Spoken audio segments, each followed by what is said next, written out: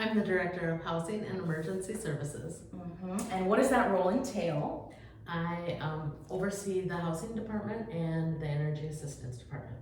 Excellent. How about you, Michelle? I'm the Senior Property Manager here at CAP Agency, and I oversee all our CAP-owned properties, including our two offices and our rental units. Excellent. So what brought you to the CAP Agency and how long have you guys worked here? I've worked at CAP Agency for 19 years. What brought me to CAP Agency was 25 plus years ago. I became a single mom of two sets of twins, and at this time I needed some help and was directed to the CAP Agency. My kids then ended up attending the Head Start program here at CAP, and I was eligible for some energy assistance program services. After seeing how CAP helped provide to my family, I said someday I want to work for CAP and give back. My kids were now in school again. CAP had an opening, so that is where it all started for me. Excellent. How about you, Susie? I've been at the CAP Agency for 13 years, and I came to the CAP Agency a little bit differently. I started as a youth worker, and the funding at my organization had gotten moved over to the CAP Agency. And so then I went and applied and was hired, and I haven't left. Excellent. So that is very telling about when people come to the CAP Agency, usually they end up staying. So I think that's a testament to the CAP Agency itself. So what motivated both of you to work specifically in housing? For myself, I believe everyone needs a roof over their head, no matter what their past is, you know, what it's looked like in their past, the bumps in the road they've encountered. Housing to me is a very basic need in our journey called life. So that's what really keeps me, you know, working with housing. Yeah. I agree with Michelle, and I believe that seeing someone get settled in their apartment and just relaxing and coming out of that homeless experience is really meaningful. And then I also think in the emergency world, it's helping somebody resolve that crisis that they're in so that it doesn't snowball into the homeless. Yeah.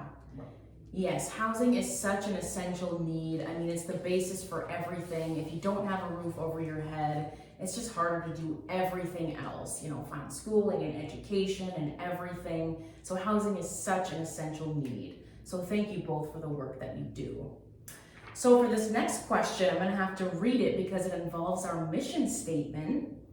So our agency's mission statement is: the CAP Agency assists and empowers people to achieve social and economic well-being in partnership with our community.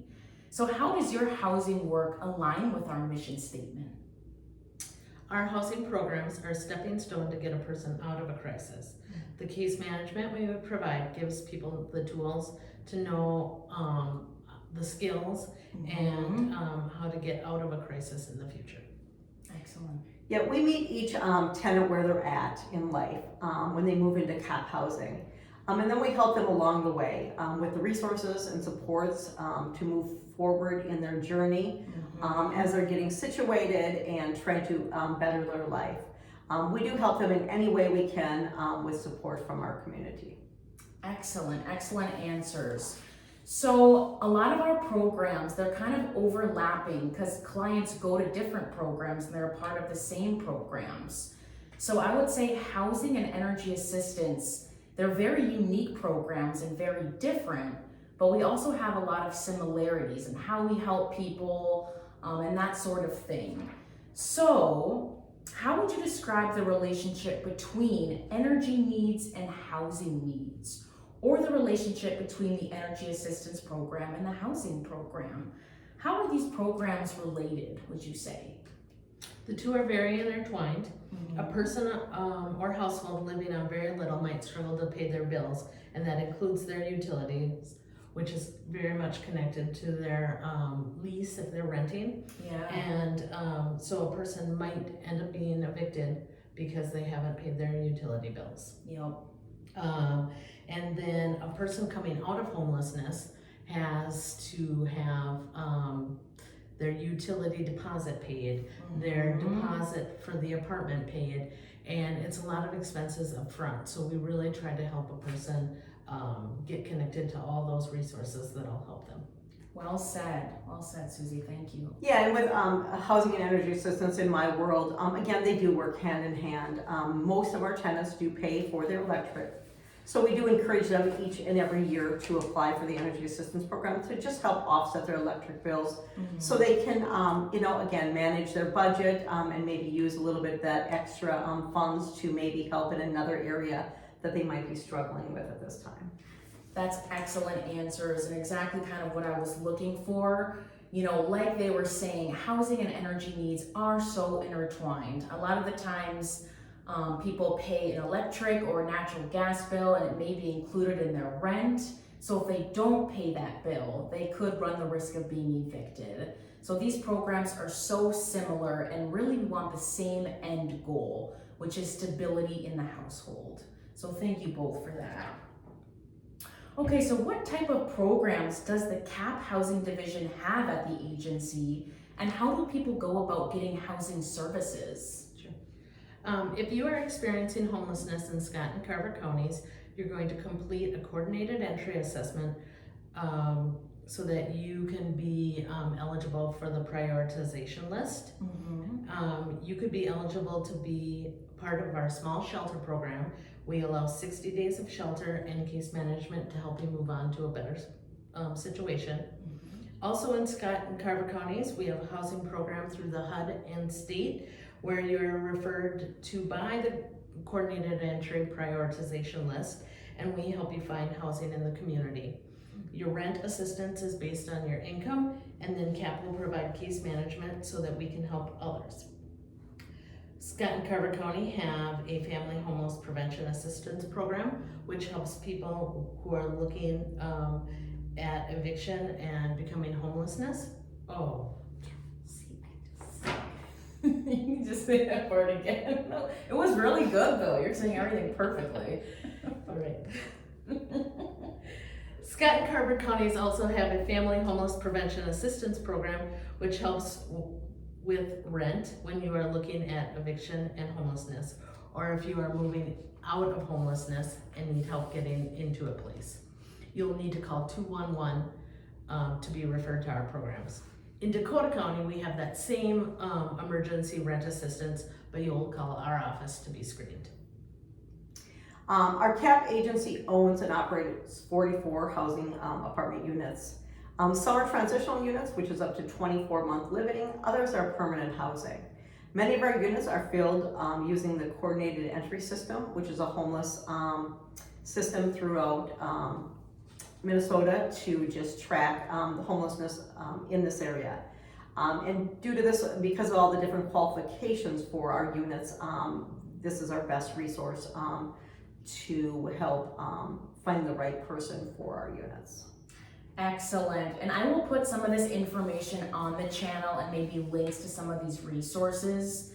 You know, the CAP agency is so wonderful because we really do meet everyone in all walks of life, and we do have so many programs that help those in need. So excellent answers. Thank you, both of you.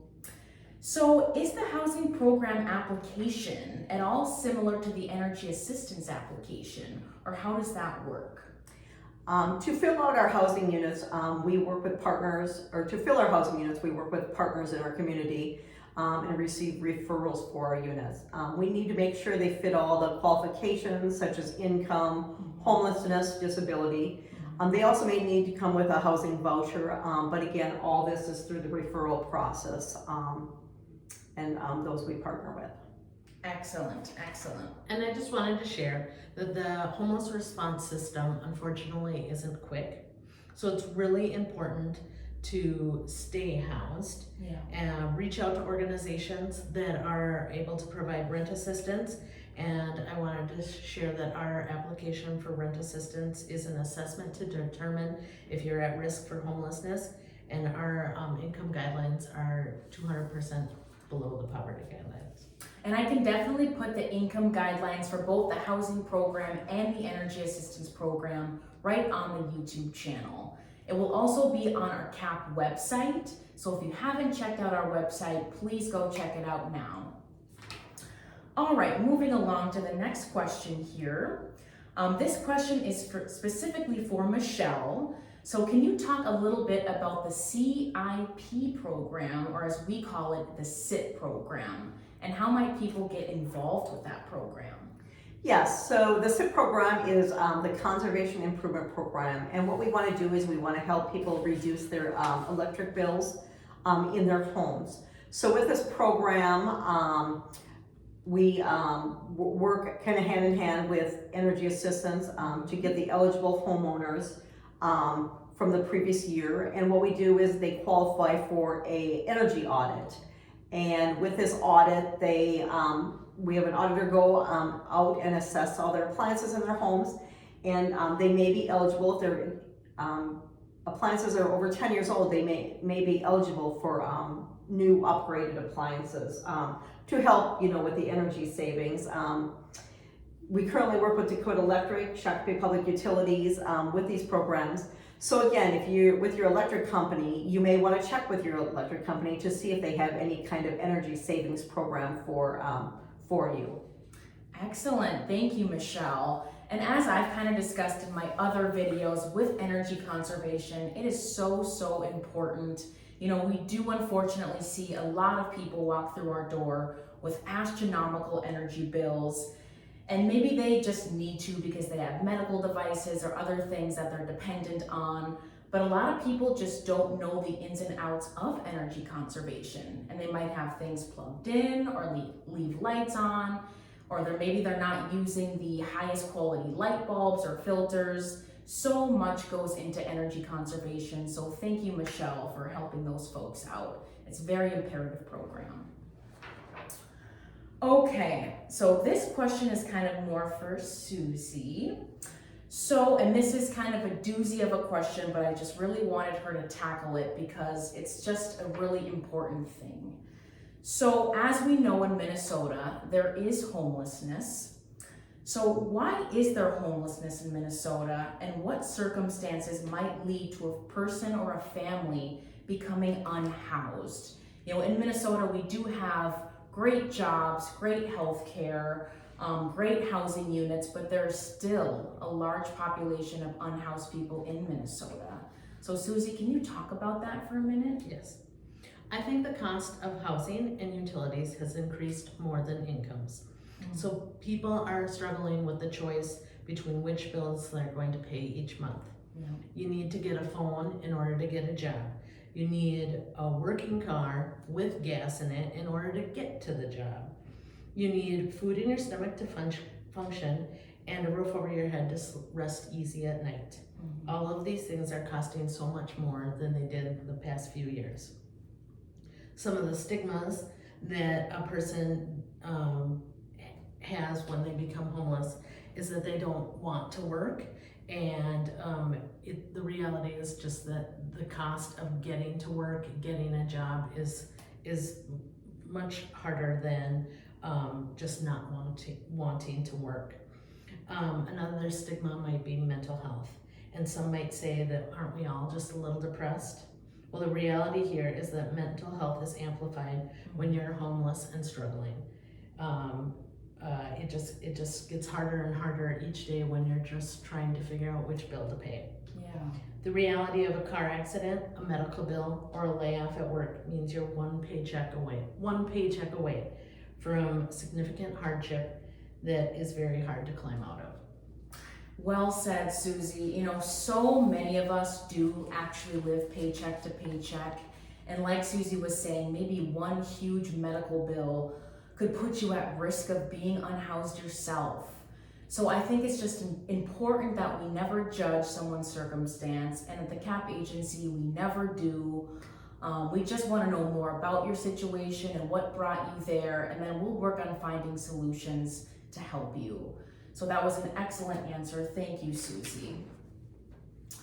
All right, so what other resources can a person look into that might be facing homelessness, eviction, or high cost bills that they're just struggling to pay? People should turn to family and friends for what can work best for them. The counties and nonprofits have limited resources for emergency assistance, but they are available. CAP Agency is a great place to find resources for housing, energy assistance, food, and early childhood education. Our partners in the community are 360 Neighbors, Hastings Family Service Center, Scott County's Family Resource Center, His House, The Link, and Southern Valley Alliance, and there's many more. The last really important resource I wanted to share are food shelves. Food is such a high cost right now, and if you are able to go to a food shelf and get those basic staples, then that helps make more funds available for your other bills. And so utilizing the food shelf is a really important resource in our community. Excellent, and I can also link some of these resources to the YouTube channel, and also check out our CAP website, and then also check out the Minnesota Department of Commerce website. They have more information about the SIT program, about energy assistance, and about other programs that DHS puts on for folks. So I think that is it, unless Susie or Michelle has any other comments or concerns or questions or anything they want to share. If not, I think that's it for today. So thank you, Susie, and thank you, Michelle, for taking the time to interview and put this video out on the YouTube channel. We're so grateful to you all. Until next time, I'm Rachel Landreau, coordinator of the Energy Assistance Program. Thanks for watching. All right.